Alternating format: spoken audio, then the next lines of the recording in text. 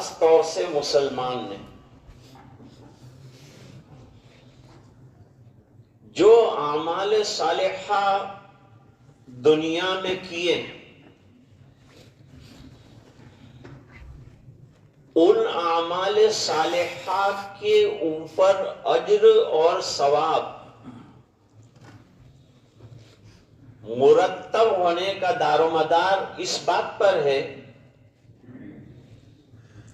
کہ خاتمہ کس طرح ہوا ہے، دنیا سے گیا کس طرح ہے۔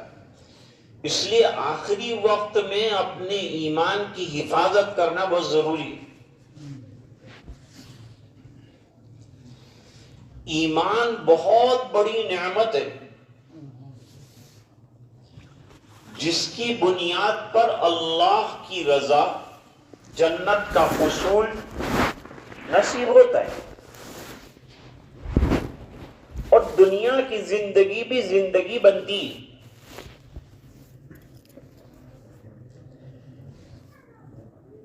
اس لیے ایمان قیمتی دولت، قیمتی سرمایہ، اس کی بقا، اس کا جتن، اس کی حفاظت بہت ضروری ہے۔ کلمہ طیبہ لا الہ الا اللہ محمد الرسول اللہ پڑھنے سے اقرار آیا، یہ اقرار کیا ہم نے زبان سے۔ محدثین کے یہاں ایمان 3 چیزوں کا نام ہے۔ ایک تو زبان سے اقرار کرنا، نمبر 2 جوارح سے اعمال کرنا، جیسے نماز ہے، روزہ ہے، تلاوت ہے، ذکر ہے، عبادت ہے، اور تیسرے نمبر پر دل کے اندر یقین کا ہونا، تصدیق بالجنان، یعنی دل سے یقین کرنا کہ اللہ ایک ہی ہے اور محمد الرسول اللہ صلی اللہ علیہ وسلم اللہ کی طرف سے بھیجے ہوئے آخری نبی۔ خالی اتنا کافی نہیں ہے کہ نبی، بلکہ یہ بھی باور کرنا کہ آخری نبی ہیں اور آپ کے بعد کوئی اور نبی آنے والا نہیں ہے، یہ بھی یقین رکھنا تاکہ بعد میں جو دعویٰ کرنے والے دعویٰ کریں گے ان کی تردید کی جا سکے کہ ہمارے نبی آخری نبی ہے، کوئی نبی آنے والا نہیں۔ یہ ہے ایمان۔ اسی ایمان کی بقا اور بچاؤ کے لیے عمل کیے جاتے ہیں۔ جیسے چھوٹا سا پلانٹ آپ نے لگایا تو یہ پلانٹ کو 2 چیز کی ضرورت ہے۔ ایک تو واٹرنگ کی ضرورت ہے، یعنی پانی پلایا جائے، اور دوسرا بہت چھوٹا پودا ہے، کوئی بھی چلتے چلتے لات مار دے گا تو ختم ہو جائے گا، اس لیے اس کو فینس کی ضرورت ہے، چاروں طرف سے فینس لگائی۔ تو ایمان میں 2 چیزیں آئیں گی، ایمان کی بقا کے لیے 2 چیزیں آئیں گی۔ ایک تو آئے گا اعمال صالحہ کا پانی دینا، اور دوسرا گناہوں سے اپنے آپ کو بچانا۔ یہ ایمان ہے۔ ایمان اتنی قیمتی دولت ہے کہ اس کے لیے جتنی بھی قربانیاں دی جائے بہرحال کم ہے۔ اللہ نے انسان کو زندگی عطا فرمائی، زندگی کے بعد سب سے قیمتی سرمایہ اگر ہے تو وہ ایمان ہے۔ صحابہ کرام نے جو بڑی بڑی قربانیاں نبی کریم صلی اللہ علیہ وسلم کے اشارے پر دی، وہ اسی ایمان کی حفاظت اور اسی ایمان کی بقا کے لیے دی۔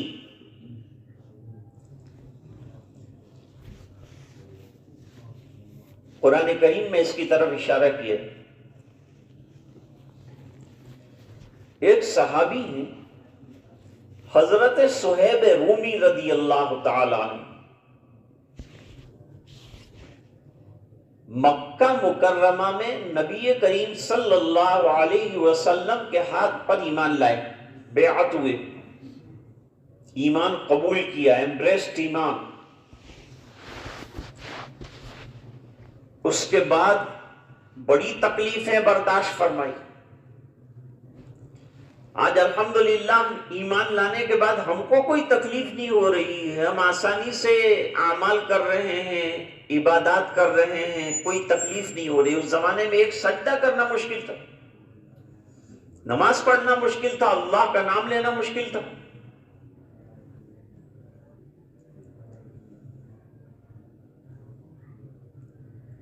اکبر الہ آبادی فرماتے ہیں کہ رقیبوں نے رپٹ لکھوائی ہے جا جا کے تھانے میں، رقیبوں نے رپٹ لکھوائی ہے جا جا کے تھانے میں کہ اکبر نام لیتا ہے خدا کا اس زمانے میں۔ تو وہ زمانہ ایسا تھا کہ اللہ کا نام لینا بھی مشکل تھا۔ آج الحمدللہ اللہ کا کرم ہے، آپ ایسے ملک میں رہ رہے ہیں کہ جہاں آسانی سے نمازیں پڑھی جا سکتی ہیں، داڑھی رکھی جا سکتی ہے، شرعی وضاحت میں کوئی تکلیف نہیں ہے۔ اللہ کا جتنا شکر ادا کریں آپ کا میں۔ جب حضور پاک صلی اللہ علیہ وسلم نے مائیگریٹ کیا، ہجرت فرمائی، تو اب مکے سے مدینے کی ہجرت ضروری ہو گئی۔ اب صحابہ کرام ہجرت کرنے لگے۔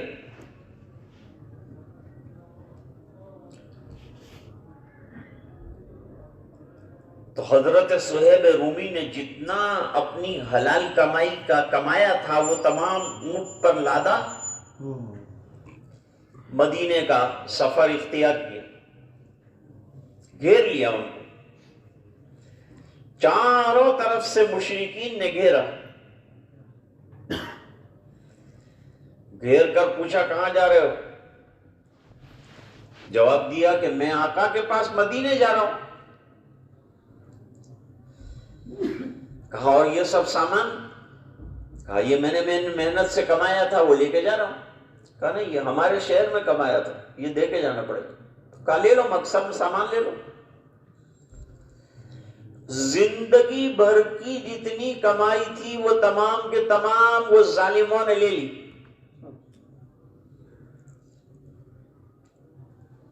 اور ان کو مال سے ہی مطلب تھا، جان کے بھی در پہ ہوتے، لیکن وہ جانتے تھے کہ صہیب رومی جان پہ آ کے لڑے گا۔ جو جان پہ آ کے لڑتا ہے اس کا مشکل ہوتا ہے مقابلہ کرنا۔ بمشکل انہوں نے چھوڑا اور صہیب رومی رضی اللہ تعالیٰ عنہ مدینہ پہنچ گئے۔ حضور پاک صلی اللہ علیہ وسلم کی خدمت میں حاضر ہوئے۔ حضور نے پوچھا کیا سودا رہا؟ کہا حضور انہوں نے کچھ چھوڑا تو نہیں میرے پاس، جتنا مال تھا وہ سب انہوں نے لے لیا، میری کمائی سب لے لی، تو کیا لے کے آئے؟ جواب دیا میرے پاس تو یہ اونٹنی ہے اور بس اللہ کا نام ہے اور میں ایمان لے کے آیا۔ بہت بڑا سودا کیا تھا۔ حضور صلی اللہ علیہ وسلم نے فرمایا کہ ایمان سلامت جو لے کر تم آئے ہو، اس کے مقابلے میں جتنا تم نے دے دیا اس کا دگنا اگر دینا پڑتا اور دے دیتے تب بھی ایمان کی بقا کے لیے یہ سودا سستا تھا۔ وَمِنَ النَّاسِ مَن يَشْرِي نَفْسَهُ ابْتِغَاءَ مَرْضَاتِ اللَّهِ وَاللَّهُ رَءُوفٌ بِالْعِبَادِ۔ قرآن کریم میں اس کی طرف، اس واقعے کی طرف اشارہ فرمائیں۔ اتنا معلوم ہوا کہ ایمان قیمتی سرمایہ ہے، متاع جان جانا، جان دینے پر بھی سستی۔ اب کل سے جو بات چل رہی تھی اس کی طرف متوجہ ہوتے ہیں۔ وہ بات یہ تھی کہ حسن خاتمہ اگر کسی کو اللہ نے ایمان پر دنیا سے اٹھایا اور وہ دنیا سے ایمان لے کر گیا تو یہ بہت بڑی نعمت ہے، بہت بڑا سرمایہ ہے، بہت بڑا دولت اور خزانہ ہے جو لے کے جا رہا ہے وہ۔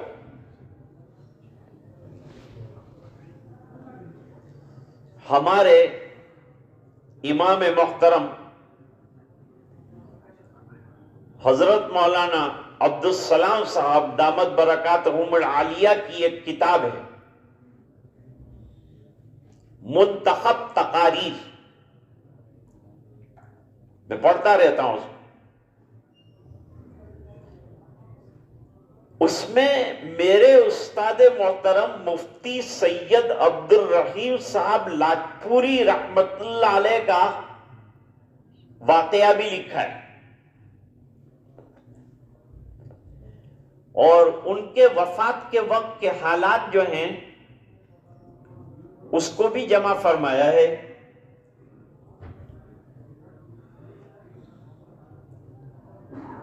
مفتی سید عبد الرحیم صاحب لاجپوری رحمت اللہ علیہ نے فتاوی میں بڑا کام کیا ہے۔ 10 جلدوں میں حضرت کے فتاوی رحیمیہ مقبول اور مطبوع ہیں۔ حضرت مفتی سعید صاحب پالنپوری رحمت اللہ علیہ نے اس پر کام کیا تھا اور اس کو جو ہے بالکل ترتیب سے بنایا تھا۔ حضرت مفتی صاحب رحمت اللہ علیہ کو قرآن کریم سے بڑا شغف اور بڑی محبت تھی۔ وہ قرآن کریم کے بڑے اچھے حافظ تھے اور قرآن کریم کثرت کے ساتھ تلاوت فرماتے تھے اور حفاظ سے قرآن کریم سننے کا بھی بڑا جذبہ تھا۔ مختلف حافظوں کو قرآن کریم جو ہے بلا کر سنتے تھے۔ میں نے بھی حضرت کو قرآن کریم کئی سنائے، دور کیا حضرت کے پاس، تو قرآن کریم سے بڑا شغف، بڑی محبت۔ جب تک حضرت تندرست رہے خود ہی تلاوت فرماتے تھے، تلاوتیں سنتے تھے۔ جب بیمار ہو گئے اور قرآن کریم کے پڑھنے سے معذوری ہو گئی تو پھر حضرت نے ایک معمول بنایا کہ ایک قرآن سنانے والا رکھا، اس کو وظیفہ بھی دیتے تھے اور وہ روزانہ ایک پارہ قرآن شریف جو ہے وہ سناتا تھا۔ ایک پارہ تو روزانہ پڑھنا ہی چاہیے، ایک پارہ روزانہ حضرت کے پاس وہ قرآن کریم جو ہے وہ سناتا تھا اور حضرت سنتے تھے۔ پھر کوئی تفسیر کی کتاب جو ہے وہ آدھا گھنٹہ سنتے تھے۔ یہ سلسلہ جو ہے جاری رہا، بینائی نے جواب دے دیا لیکن ذہن بالکل حاضر اور محفوظ تھا، ذہن پر کوئی اثر نہیں۔ ہمارے حضرت مولانا اسماعیل واڑی رحمت اللہ علیہ فرماتے تھے کہ مجھے پیسے کا حساب بھی نہیں آتا، 10 پاؤنڈ کیا ہے، 20 پاؤنڈ کیا ہے، سمجھتا نہیں میرے، سب بھول گیا ہوں میں۔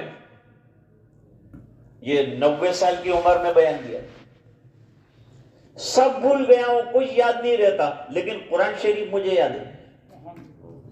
میں قرآن شریف الحمدللہ جو ہے روزانہ نماز کے اندر پڑھتا ہوں اور حضرت 15 پارے نماز کے اندر پڑھتے تھے۔ اب جب بینائی چلی گئی، قرآن سنانے کا سلسلہ جاری ہے، اور بھی زیادہ معذوری آ گئی، بالکل جو ہے بستر علالت پر آ گئے، کم نقل و حرکت، موومنٹ بہت کم، ہاں نا تھوڑا سا کھانا، تھوڑا سا اسی عالم میں آخری وقت آیا. تو دیکھیے وقت کیسا آیا. اچھا حضرت تندرستی میں بھی فرمایا کرتے تھے کہ حسن خاتمہ کے لیے دعا کرو. میں دنیا سے ایمان سلامت لے کر جاؤں اس کی دعا کرو. ہم میں سے ہر ایک کو یہ دعا کرنا چاہیے. ہم لوگ پرواہ نہیں کرتے, فکر نہیں کرتے, ہر ایک کو دنیا سے جانا ہے بھائی. کوئی رہنے کے لیے دنیا میں نہیں آیا. لیکن تھوڑا سا ہم لوگ جو ہے آخرت کے معاملے کو ڈینائی کر دیتے ہیں, پس پش ڈال دیتے ہیں. دنیا چھا جاتی ہے اس لیے آخرت کو نظر انداز کرتے ہیں. بل تؤثرون الحیات الدنیا والآخرۃ خیر وابقی ان هذا لفی الصحف الاولی صحف ابراہیم وموسیٰ. اللہ فرماتے تم نے دنیا کی زندگی کو پریفر کیا ہے آخرت کی زندگی کے مقابلے میں, اور آخرت کی زندگی کو پیچھے ڈال دیا ہے, جبکہ آخرت کو آگے رکھو ہمیشہ. انبیاء کرام کی زندگی ایسی ہے کہ آخرت ہمیشہ ان کے سامنے رہتی. آخری دن تھا حضرت کا, قرآن کریم کا ایک پارہ پڑھ لیا گیا, تفسیر شروع ہوئی اور پارہ پورا ہوتے ہی حضرت جو ہے دنیا سے تشریف لے گئے. گویا آخری دن بھی قرآن کریم سنا. کیا اچھی موت آئی, کیا اچھی زندگی گزاری, 100 سال کی زندگی گزاری, اور وقت اجل آیا تو بھی کیا خوب آیا. کوئی ایسا ہوتا ہے جو زندگی میں جیتتا ہے, کوئی ایسا ہوتا ہے جو موت میں جیتتا ہے. حضرت موت میں جیت گئے. دوسرا واقعہ,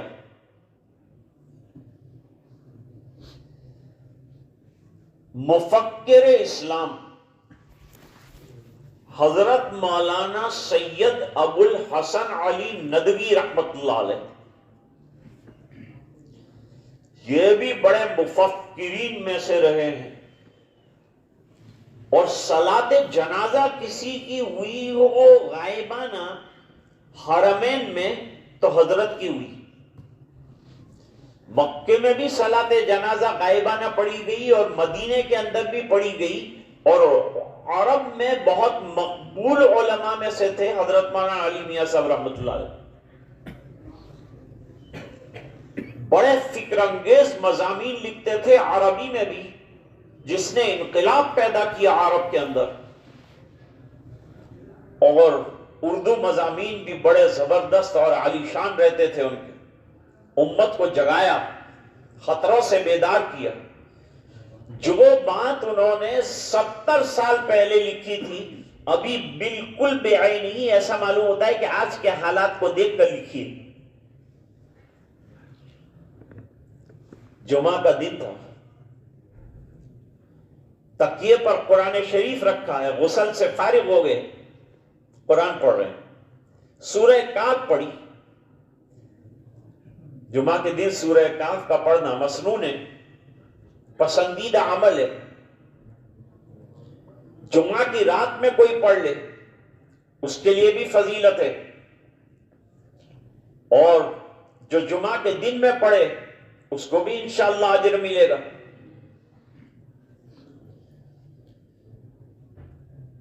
سورہ کاف پڑھنے کے بعد سورہ یاسین پڑھی. سورہ یاسین پڑھتے پڑھتے دنیا سے چلے گئے. جمعہ کا دن سورہ کاف کی تلاوت ختم, سورہ یاسین پڑھتے پڑھتے اس دنیا سے تشریف لے گئے. کسی کہنے والے نے بہت اچھی بات کہی کہ لوگ انتقال کر جاتے ہیں تو انتقال کرنے کے بعد جو زندہ لوگ ہوتے ہیں وہ ان کی یاسین پڑھتے ہیں اور ان کو ایصال ثواب کرتے ہیں. ہوتا ہے اکثر ایسا ہی, بھئی انتقال کر گئے یاسین شریف پڑھو. یاسین شریف کی بڑی فضیلت ہے, اور یاسین شریف جو ہے مرنار کے قریب پڑھنے سے اس کی نزا اور سکرات میں آسانی ہوتی ہے، اور جان نکلنے میں اور روح قبض ہونے میں آسانی ہوتی ہے، اور بعض روایت میں ہے کہ عذاب قبر جو ہے اس میں بھی خفت اور کمی آ جاتی ہے یاسین شریف پڑھنے کی وجہ سے۔ ہمارے یہاں ایک بزرگ تھے میر صاحب، عبد القادر میر، یہ تو حضرت مولانا جانتے ہیں اور مولانا عبدالسلام بھی جانتے ہیں۔ وہ ایک اخبار نکالتے تھے ہر ہفتے، گجراتی کے اندر ہوتا تھا، اس کا نام رکھا تھا امید۔ ابھی اس کے 50 سال پورے ہوئے، 50 سالہ جشن منایا گیا، ابھی جاری۔ انہوں نے ایک مرتبہ امید میں ایک واقعہ لکھا تھا، میں تو اس کا حوالہ دیتا ہوں، آپ پھر حوالہ پوچھیں گے کہ بھئی کہاں سے لائی ہے، تو یہ حوالہ ہے۔ حضرت نے لکھا تھا کہ ایک عالم جو ہے جوہانسبرگ کے قبرستان کے پاس سے کار لے کر گزر رہے تھے، تو انہوں نے ایک قبر کے اوپر آگ دیکھی، آگ جل رہی ہے۔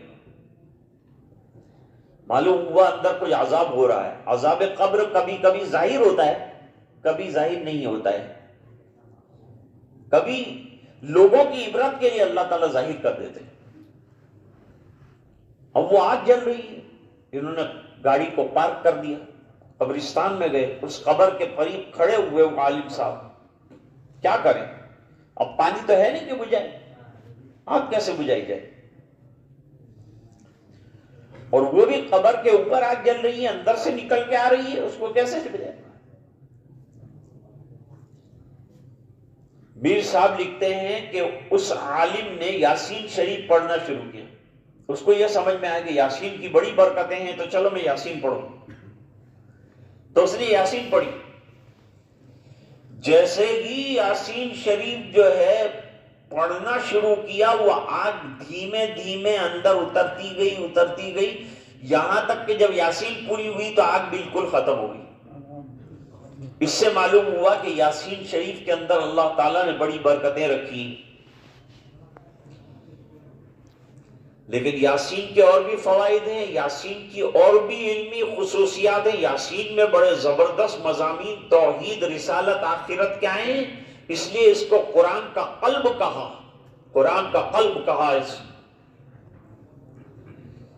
مرحوم اقبال فرماتے ہیں، تو را حاصل ز یاسینش جزی نیست کہ عزو خواندنش آسان بمیری۔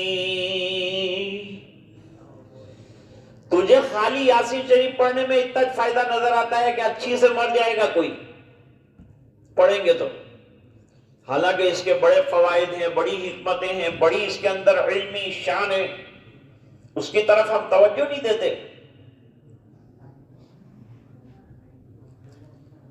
تو عرض کر رہا تھا کہ یہ حسن خاتمہ، تو یاسین شریف کوئی انتقال کرتا ہے اس کے بعد پڑھتے ہیں۔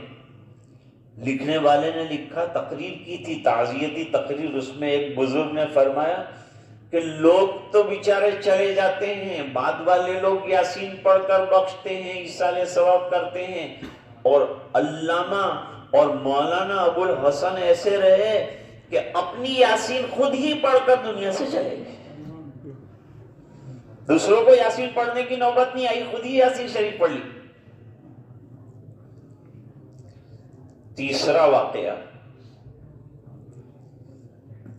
حضرت مولانا یونس پٹیل صاحب رحمت اللہ علیہ، یہ جنوبی افریقہ میں ڈربن میں ان کی خانقاہ اور مسجد ہے۔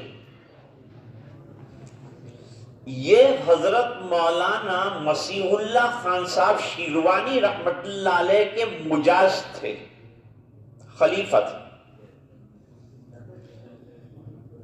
اور اللہ نے بڑا علم بھی عطا فرمایا تھا اور عمل بھی بڑا زبردست عطا فرمایا تھا۔ کئی مرتبہ ملاقات ہوئی، الحمدللہ، جب ڈربن جانا ہوا ملاقات ہوئی، بڑے اللہ والے تھے۔ یہ ہاشم املہ صاحب کا نام تو آپ نے سنا ہوگا، کرکٹر تھے۔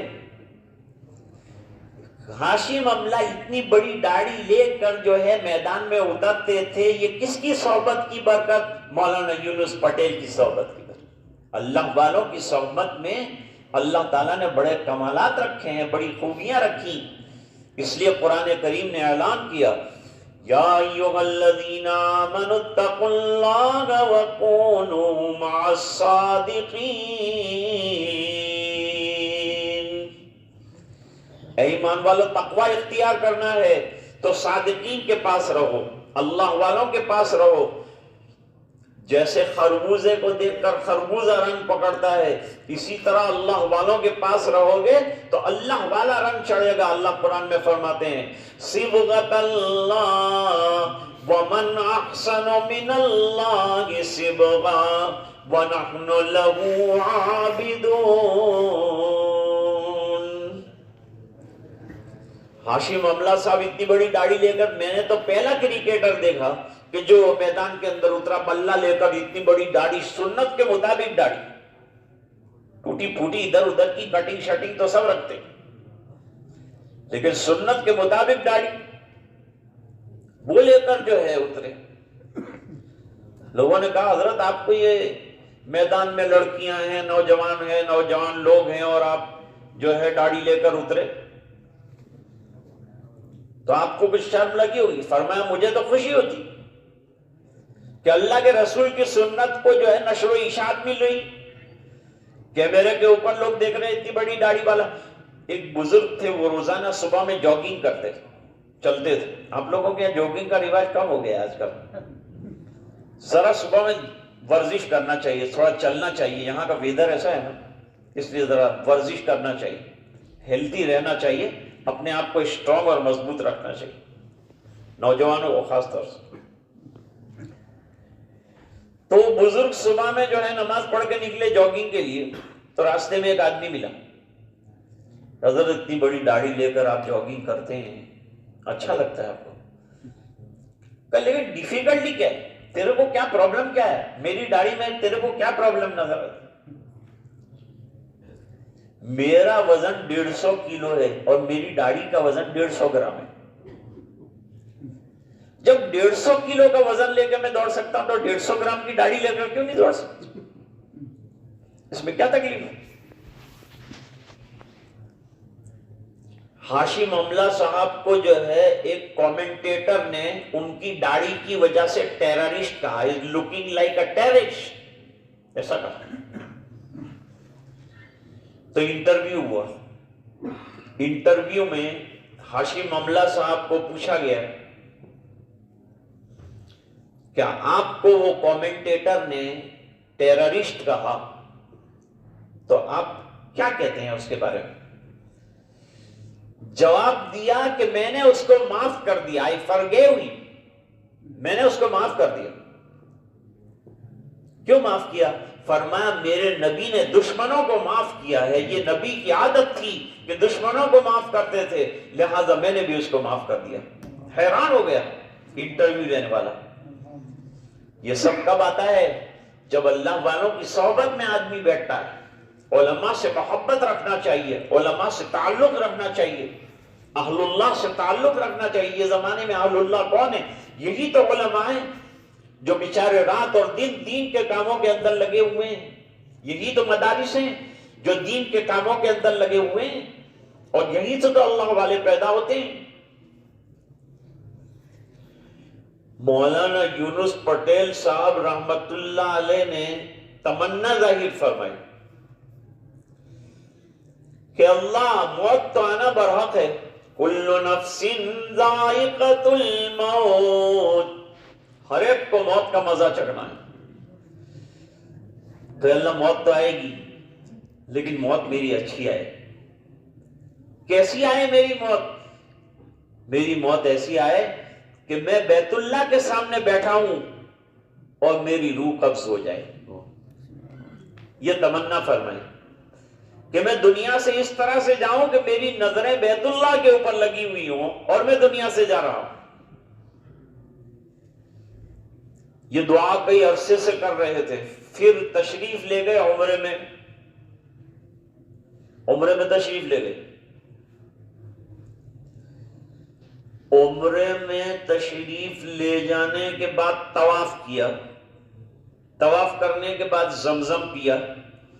زمزم پینے کے بعد بیت اللہ کے سامنے بالکل جو مطاف ہے اس کے اندر بیٹھ گئے. سب ساتھی بھی بیٹھ گئے اور حضرت کچھ پڑھ رہے تھے اور بیت اللہ پہ نظر تھی. اسی اسنا میں جو ہے دنیا سے تشریف لے گئے. جیسی دعا کی تھی اللہ تعالیٰ نے ویسا معاملہ ان کے ساتھ فرما دیا.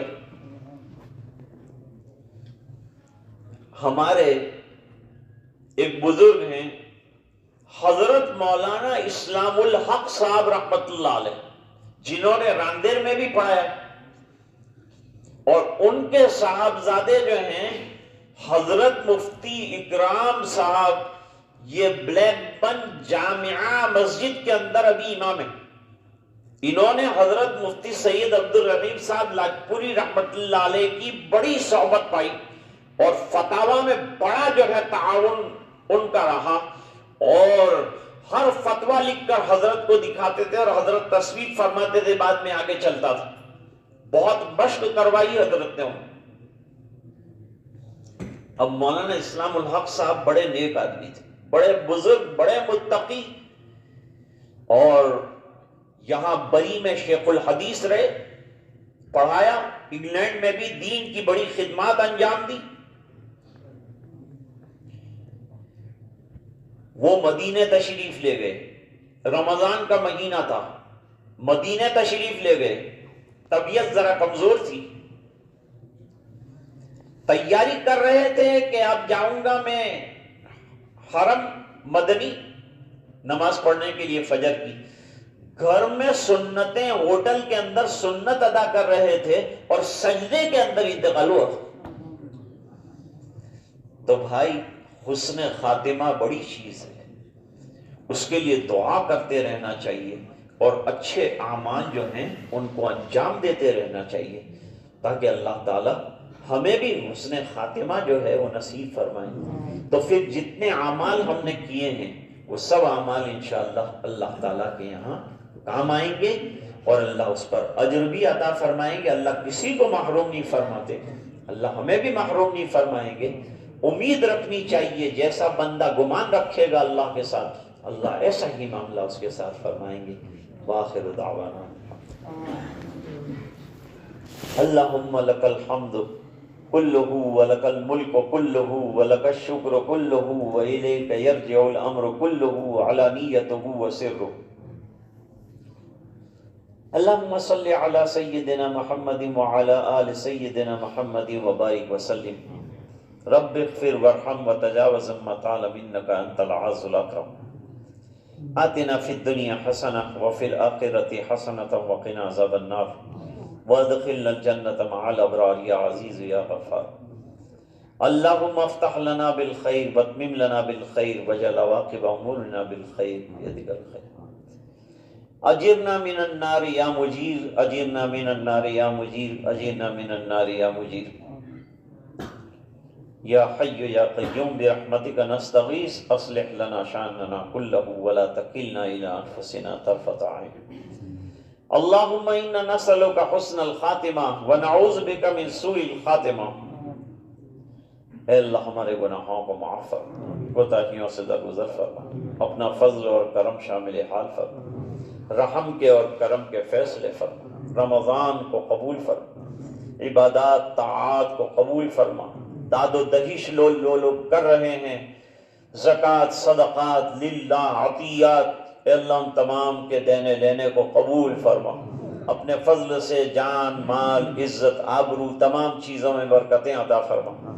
اے الہ العالمین علماء سے محبت عطا فرما، ان کا احترام ان کی قدردانی نصیب فرما.